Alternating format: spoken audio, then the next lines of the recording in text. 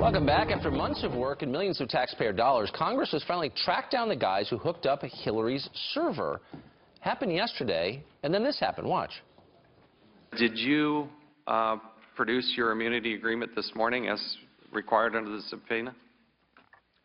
On advice of counsel, I respectfully decline to answer and assert my Fifth Amendment privilege. You can't answer the question about whether or not you were interviewed by the FBI?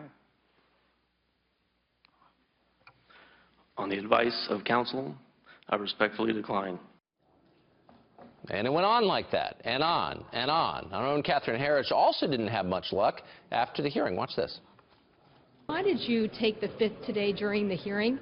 When you take the Fifth 10 times before a congressional hearing, when you take the Fifth 10 times before a congressional hearing, you leave the impression that you fear criminal prosecution.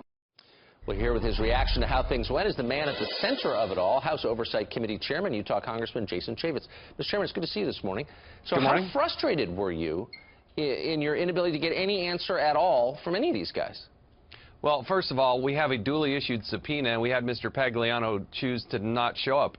Guess what? This ain't an optional exercise. When you have a subpoena issued, if it happened to anybody else in the world, do you think you'd be in jail or put to have some handcuffs on you? Well, I mean, they got to show up. The two people who came, they have a constitutional right to exercise their Fifth Amendment rights. But let's remember, you have an administration who says they're not going to prosecute anybody.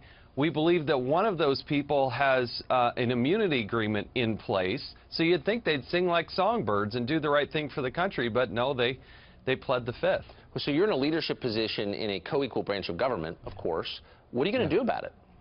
Well, you know, we don't prosecute people. They don't give us handcuffs, but there are things at our disposal that we can do. And in the next, couple days, later today, we're going to explore those options. But we're going to continue to pursue this. We did have Mr. Cooper, and we appreciate him coming and testifying and answering questions. He illuminated things for us, but there's a lot of other people we still need to talk to. So you're referring to Justin Cooper. He's a longtime aide to Bill Clinton. Yes. I don't know if you found this funny. You were there, but as a viewer, I confess I did. Here's a pretty hilarious exchange.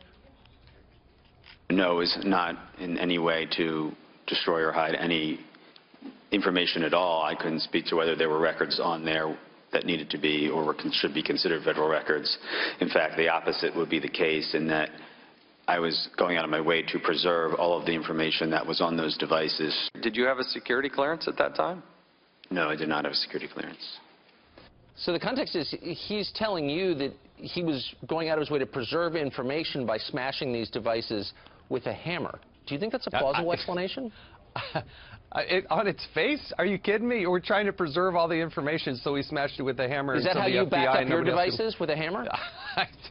It's what you do when you don't want anybody else to see it. What's scary, though, on a serious note, what's scary about this, he's one of two people tasked with setting this up. We did demonstrate that Uma Abedin, despite what she told the FBI, he's testifying that she was well aware of this server. That what she said in the FBI report is absolutely not true. But here he is with no IT experience, no security clearance, and he's setting up the server that the Secretary of State to the United States of America uses for 4 years. He has unfettered access to it to the entire time, and he has no security clearance. I mean, this is... I can't believe they allowed that to continue. So in normal life, I mean, this has been said a lot, but I don't think it can be said enough. If these weren't people who worked for Hillary Clinton and Barack Obama, some of them would be in real trouble, would they not? To have the FBI come to the conclusion, the Department of Justice, that nobody did anything wrong to the point that they can prosecute them. There are millions of people in our military and in other settings who have actually dealt with classified information. And they know, we know, the world knows, the country knows.